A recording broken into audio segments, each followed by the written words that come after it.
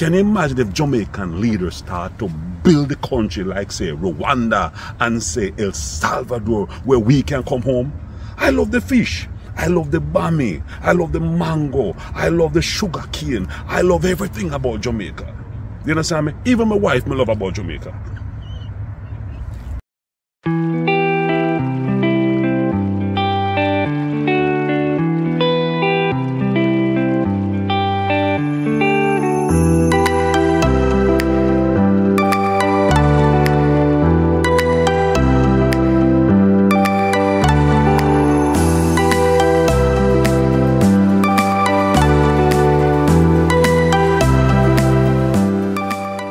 YouTube family, hi YouTube family, it's me again, the Jamaican Canadian who is running away from the West to find peace and prosperity in Africa. As usual family, I appreciate your subscription, I appreciate your likes. Please like, share and subscribe and spread the word to others so we can start a new repatriation movement to the motherland. We want some of the success, we want some of the peace, and why not? And thank you for your love. Spread the word and let's start something new.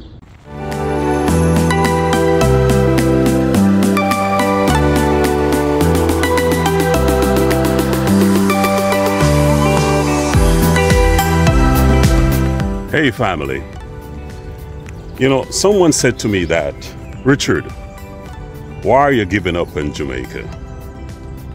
And I'm not really giving up in Jamaica. I'm just using wisdom. Folks, I just want to share with you why I chose to find Africa as the next chapter of my life. You know, I left Jamaica when I was, say, 19 years old. And I went and lived in the United States. And let me say this to you. I had a great childhood in Jamaica. Great childhood. Let me say this to you, man. As a young boy, we used to fish. We used to catch birds. We used to steal people mangoes, oranges, and we basically used to go to those sugarcane plantation where we just sit in the middle of the sugarcane plantation, and man, we eat the best and the biggest sugarcane. So yeah, we used to do some of those stealings as a boy, but me never broke nobody's kitchen. I'm going on nobody's kitchen and do nothing, you know. So me just want to clear that. For you don't understand, I never broke in anybody's kitchen. So when you don't hold me upon that, don't hold me on that one. Now, and you know, to be frank with you, you know, as a little boy in the 80s too, you know, we used to plant the weed too. We used to plant the weed. We used to plant the weed, and it was a cash crop. But I've never smoked any weed. I've never smoked a blunt. As you can see, my lips are still red, you know. My wife kind of liked it, so never smoked the weed. I remember as a boy growing up, my mom saw me, you know, smoking banana leaves, and man, she beat the hell out of me. She said, boy, go to school. Well, that's beside the point. But however, before I go and play around the golf here, I just want to run this by you.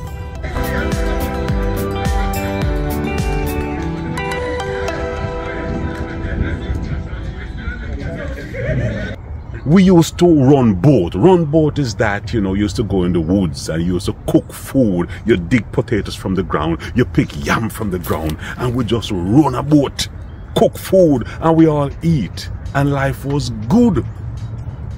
And as we got older, we see a shift in Jamaica. We used to have Louise Bennett. We used to rock to Bob Marley and Pete Touch and Dennis Brown and all the good artists. Them used to give us the good vibes. So in reality is that Jamaican culture literally grew us up. So I'm not really giving up on Jamaica. I love Jamaica to the core. But the point is that we have to make some wiser decisions.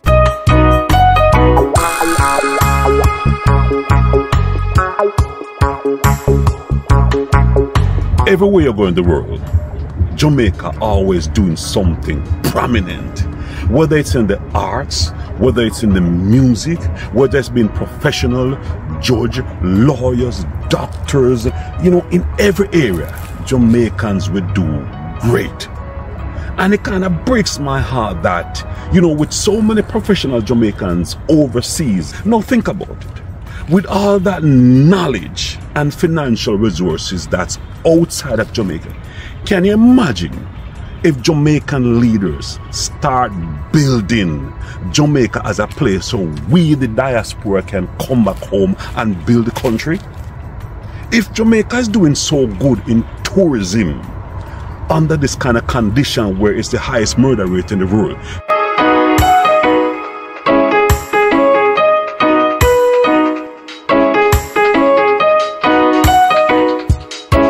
can you imagine if Jamaican leaders start to build the country like, say, Rwanda and, say, El Salvador, where we can come home?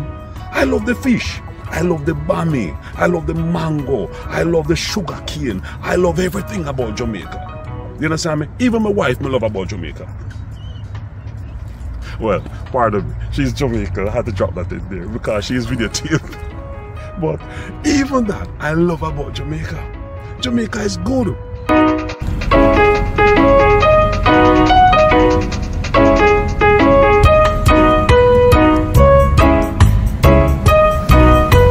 It's not the fact that I really want to give up on Jamaica, but think about it. I left Jamaica when I was 19 years old. I'm in Canada for over 30-something years. I live in a country where there's peace, security, safety. No. Yes, there's no doubt that I should choose Jamaica as a destination. And I did back in the past. I invested heavily in Jamaica. And right now, to be frank with you many folks, I'm going through hell with some tenants. Tenants haven't paid for 6 months. Tenants don't want to leave when they say them to leave. This is why I'm shifting my whole business model from long-term to short-term. You know, pipe broke, they give you a problem. I mean, there's always something breaking and they're always giving you stress. And what I realized over the years with Jamaica, everything to be resolved has to be a conflict. It's either you pay somebody off or you have a conflict with somebody. And at my age, I'm just tired of that. I don't want no more conflict. So what I did, I said, tell you what, why reinvent the wheel? I've lived in a place with peace and security. Why would I go back to a country with a high level of acidity? It don't make no sense.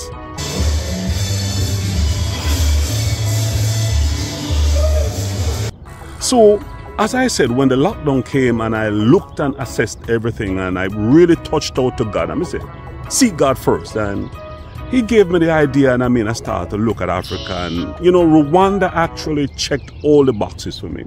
It's clean, it's organized, it's safe, good government, corruption is low, to register business it's fast. Then why would I want to go back to an environment where I have to sleep with one eye open? I have to always kind of be on my guard. I can't trust my family.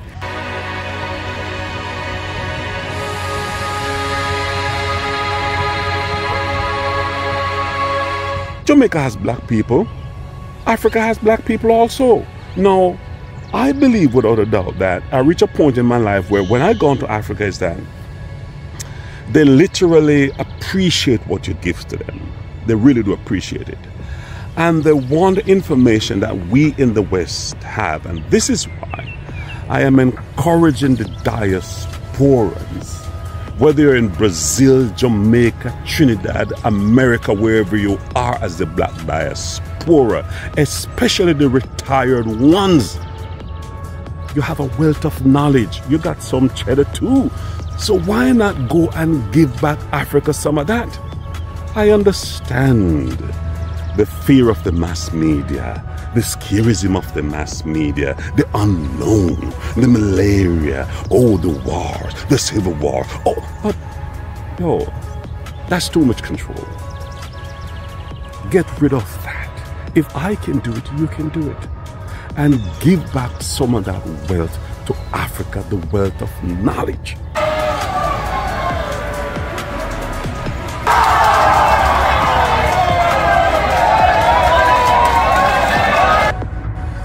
there are many of us in the diaspora. I'm talking about diaspora and Jamaican. I'm talking about diaspora and Trinidadians. Many of us in America, England, and Canada, we don't want to retire there. Honestly, people, we don't want to retire there.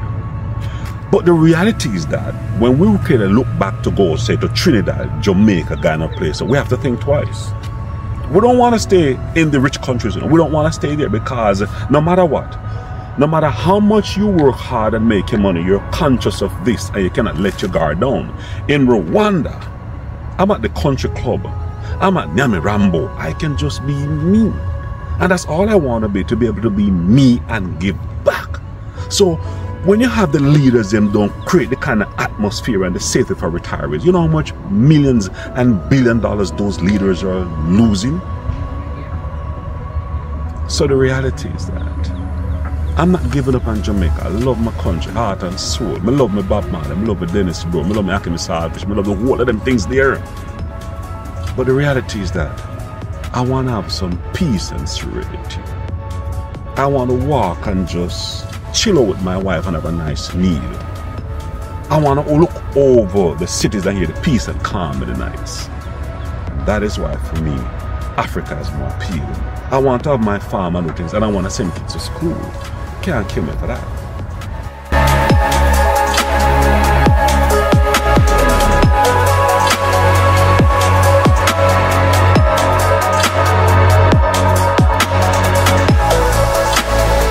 The other area I want to touch on is government. Let me say this to you.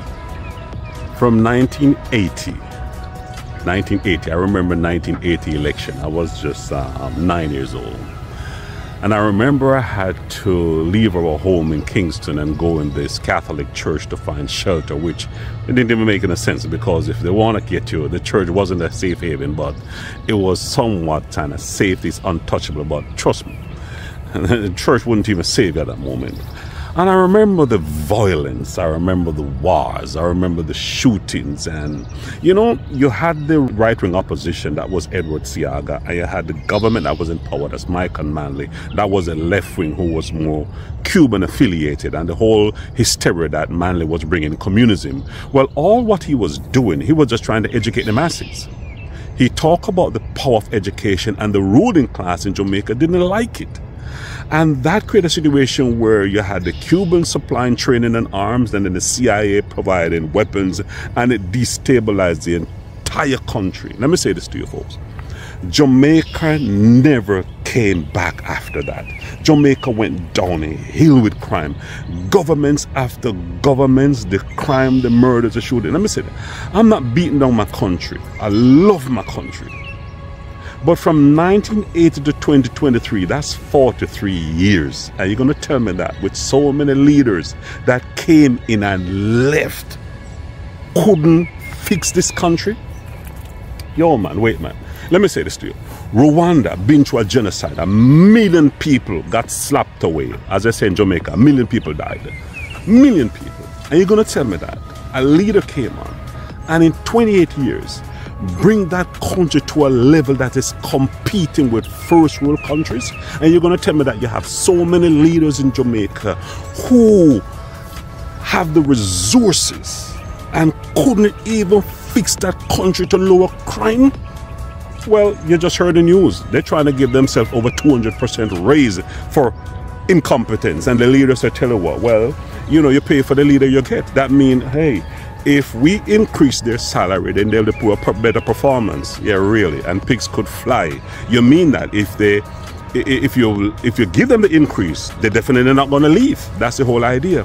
But it is just kind of sad, you know, when you look at Rwanda and Kigami, and when you look at, I think, a bouquet in El Salvador. Bouquet, I mean, in less than, I would say, 10 years, turn around El Salvador, which had the highest murder rate in the Western world. And the man turn around El Salvador to become a model country now.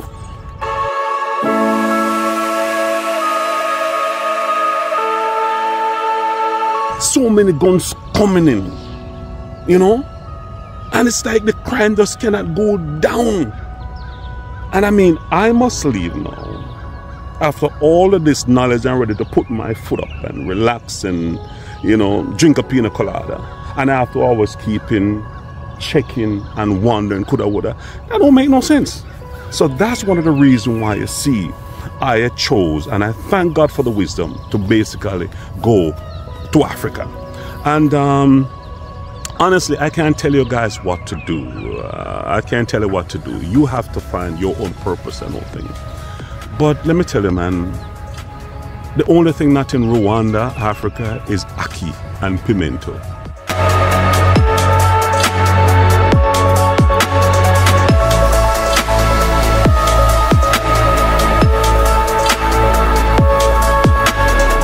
Now, the GDP for one Jamaican is about 5,000 US dollars. The GDP for one Rwandan is about $834. And you're going to tell me that a country with a lower GDP is doing so much better on all the metrics compared to a country with each individual have 5,000 GDP? That don't make no sense. It don't make no sense. It's all about leadership. It's all about leadership. And the reality is that for so many leaders in there, they said, okay, well, they come from the poor part of society. They've been through the roughness. When you look at it, they're all taking. Let me give another example. My apologies. I'm ranting, but I'm just emotional. My apologies.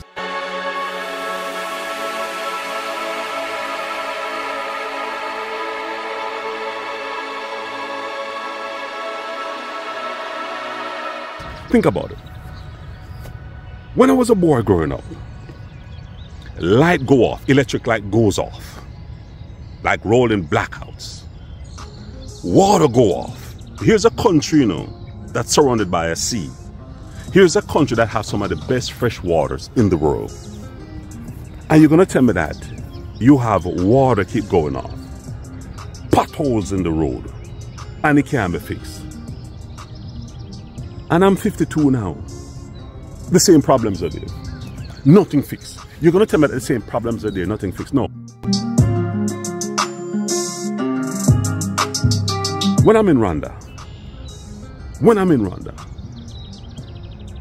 the light doesn't go off. I don't remember the electric light go off. The water doesn't go off. The internet doesn't go off. And when I go to places, ain't nobody asking me for no bribe. Ain't nobody putting down my files at the bottom, and it's only because I pay a bribe I will get my files passed. Certain things I want in the government, you know, them have a thing in Jamaica called a nyama food thing. You have to nyama food. Meaning that for you to get things done fast, you gotta pay up somebody. Now, as I said again, I'm not beating Jamaica. I'm just telling you why I'm not going. No.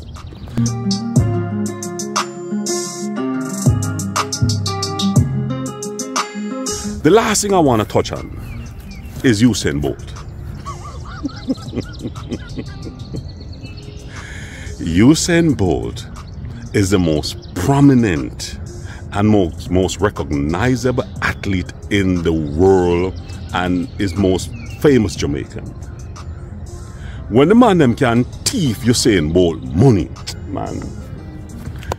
When the man them can thief Usain Bolt money, for you in English, when they can steal Usain Bolt money, you know, there's nobody in Jamaica that is untouchable. When the man them can steal Usain Bolt how many billions of dollars, then who am I? Honestly, who am I? I want you to think about that. I would love your comments on that. And I want you to share the video on these things. No, Usain Bolt live up in, uptown where the big rich people them are. I would live on the countryside because my money is not as big as Usain Bolt's money. So if they can touch Usain Bolt, what about me? I got no protection. Usain Bolt live in a place where he has lots of protection. So if they can touch Usain Bolt money, and everybody want to nyama food, everybody want money. And if you're in a business, you must pay extortion. Why am I going to choose Jamaica? Do I look like I need headache? Do I look like I need stress? Do I look like I like drama? I love peace and serenity. Rwanda gives me that. Africa gives me that. Furthermore, I love the brochet. I love the fresh air. I love the Maracosi. Me just love everything about Rwanda. Me just love everything about Rwanda.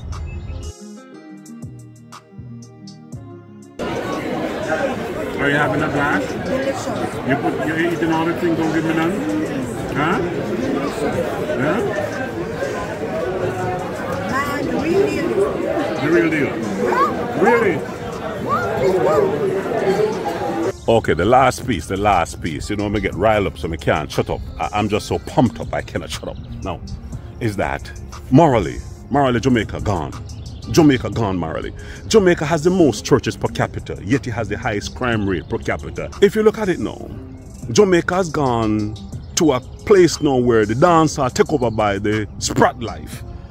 Good reggae dancehall artists, them not make any kind of music that's inspiring anymore. The Rainbow Gang took over the universities. So Jamaica is morally bankrupt right now. And because of that now, I want to go back to that peace and serenity, that good life, the good old life, the good old days.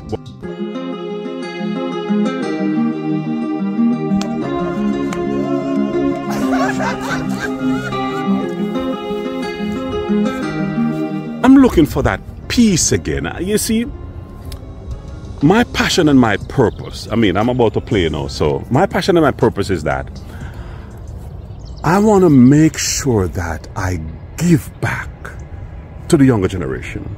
I want to be able to sponsor hundreds of youths to go to college and university. That's one of my drive, because I grew up disenfranchised. I never had a chance or people to help me to go to university. I had to send myself to university. And I also had to work hard and build my own self. I'm not rich, don't get me wrong. But I thank God for the little I have. And I want to be able to give it, because the good book says, to whom much is given, much is required. And as I said, I'm not beating down Jamaica. Don't get me wrong, my fellow Jamaicans, my die-hard thing. If it worked for you, it's your thing. For me, God give me wisdom and it's not working for me. So this is why I said, that's the reason why I'm shifting away from Jamaica to the east. We can't deal with the stress anymore. I cannot deal with the stress. I just can't deal with the constant, you know, that acidity and that tension. I want to relax. I want to enjoy the fruits of my labor.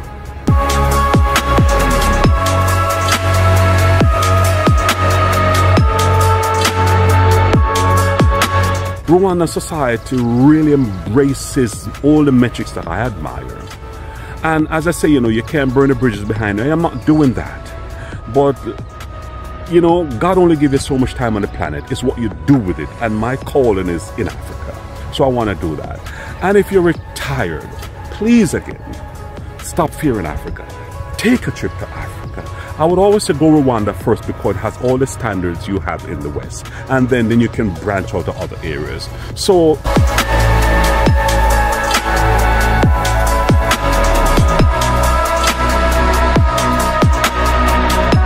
Jamaicans, only like, share and subscribe.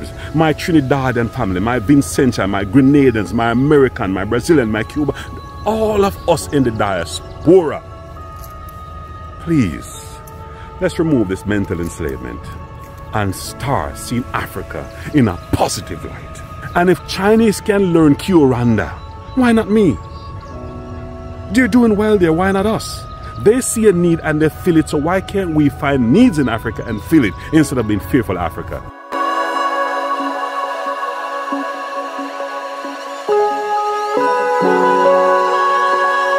So all my retirees and my persons who want to invest, I'm not the spokesman for Rwanda, but I'm saying to you, based on the metrics, based on what I see, based on what I research, take a trip.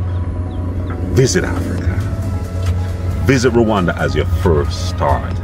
And I can assure you, you will not be disappointed. Love you folks. See you in the next video.